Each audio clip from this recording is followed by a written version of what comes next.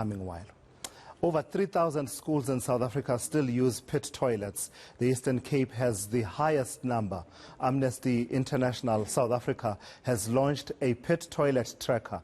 It will monitor the exact number of schools still relying on pit toilets. Well, to tell us more, I'm joined now by Sibusiso Khasa from the organization Amnesty International. Sibusiso, I've got to thank you for your time. This is a problem.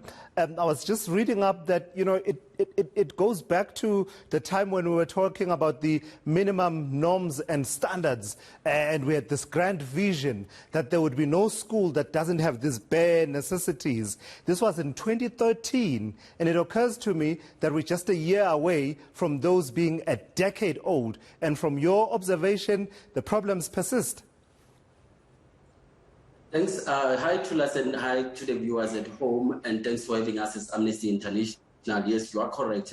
In fact, taking it from your intro, for instance, you've just cited a figure of about just over 3,000 schools with pit toilets. And that info on its own, for instance, to us, what you find is that mainly the data that we get from the Department of Basic Education on its own when it comes to pit toilets is not a reliable data, for instance. Because if you look at the tool that we've just launched, which is the pit latrine tracker, which tracks as in the presence of pit toilets in various schools in different provinces, except for obviously Gauteng and the Western Cape, they no longer have pit toilets in schools, but the other provinces, most of them, they still have. So that the data that you receive from the Basic Education Department, for instance, you'll find that when it comes to the info that we have from the annual report, it's more than 5,000 schools that still have pit toilets, for instance, or don't have proper sanitation facilities. And if you look at the minister's speech that was made around before the schools reopened in January, for instance, you find that she cited a figure of about just over 1,400 schools that still have pit toilets, for instance.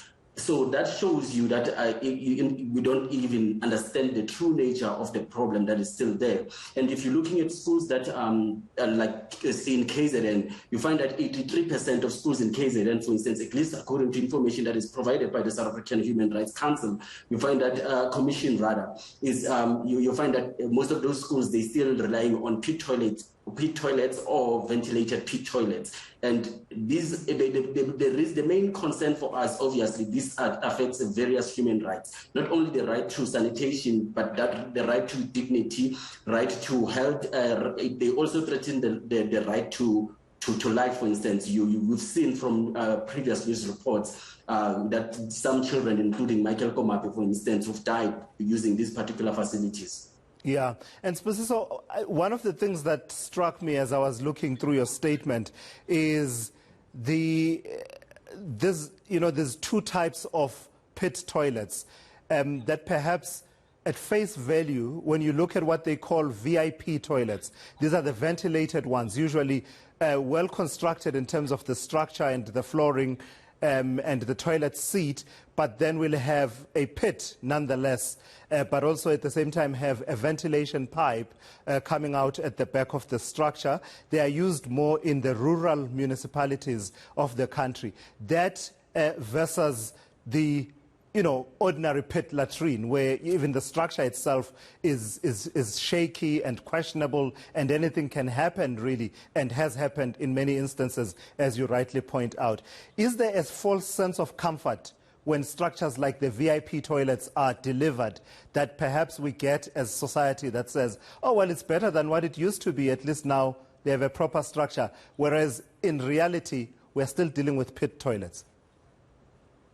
Okay, Thulas, preferably what we'd want to see, obviously, is that we want all forms of pit toilets to be eradicated, so that they are removed and replaced in all schools. But the reality is that sometimes, Thulas, what happens is that you find that in certain areas, for instance, you might find that access to water, for instance, water that is provided by municipalities, the infrastructure is not there to have like your ordinary toilet that you'd find in many of the urban areas. So you find that somehow there has to be a compromise, some form of a toilet that has to be used. You might find that even in other countries, for instance, countries that are at conflict, you do find that some of other aid organizations, for instance, they would build those ventilated pit latrines, for instance, because the structure on its own it's a bit safer. And also what you would also find is the fact that when it comes to the air circulating, for instance, you'll find that the smell is not as it is when it comes to your ordinary when it comes to your ordinary